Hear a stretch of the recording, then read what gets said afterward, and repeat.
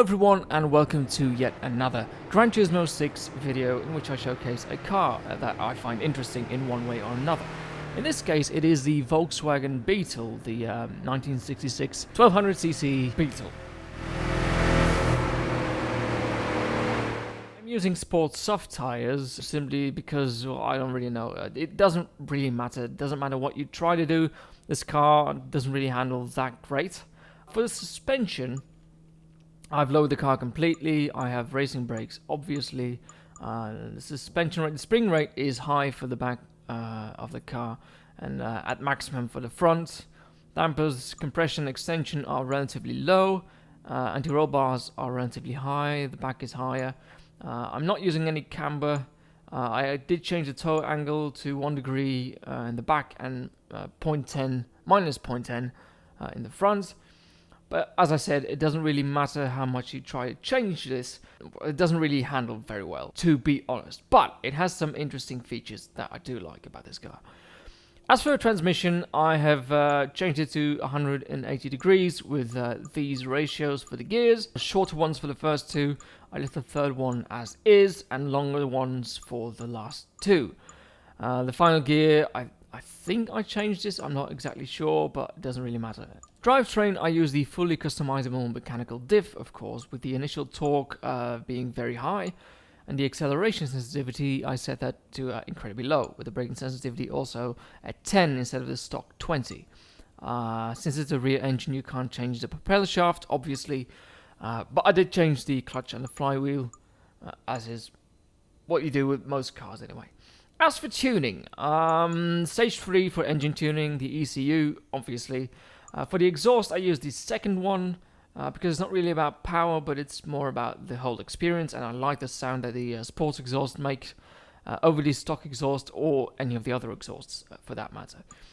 With the isometric exhaust manifold and the catalytic converter as well. For a turbo, I chose the low RPM turbo because it allows for really, really rapid acceleration. When you look at the figures later, that will be very obvious. For intake, it's just, I use the intake. In terms of power, it's not very high. As you can see, it's only 128 brake horsepower, but the car is very light at just shy of 700 kilos. The weight distribution, I left stock pretty much. Again, even if you shift all of the weights to the front, the car still handles like a piece of shit, but that will be evident later. It is a 1.2, but it has an incredibly large amount of torque. For the body, I have a spoiler installed, not because it does a whole lot. Again, handling is still shite, but I like just the look that it has with that little spoiler on the back.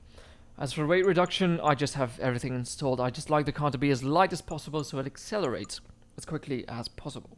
For the driving settings, I'm using manual right now because I prefer to shift the gears. There is very little power at the higher revs, so you have to change gear somewhere before 4,000 RPM to get the most out of the car, which is why I'm using manual. Sports tires soft, as I said. Active steering is off. Traction control is off. Even with that on, the car still drives like a piece of shit. Active stability management is off as well. Doesn't change a bit. The only thing I have on is ABS and skid recovery balls. So what I like about this car, aside from the noise that it makes, is that it accelerates relatively quickly, especially for the power that it has, only 128 brake horsepower. But because of the enormous amount of torque, it just goes like the clappers. And I imagine this as like a city car, just to blow people away how quickly it accelerates. Keep an eye on the speedometer and you'll see what I mean. Imagine that you're standing at a red light and suddenly you want to go. The light turns green and...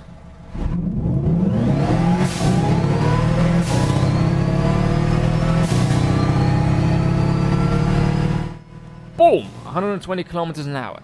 Now, again, it's not the quickest accelerating car, but if you have this as a daily driver, it would be a hell of a lot of fun. Another thing that I like about this car is the turbo noise. Generally, I prefer naturally aspirated cars, but just listen to this.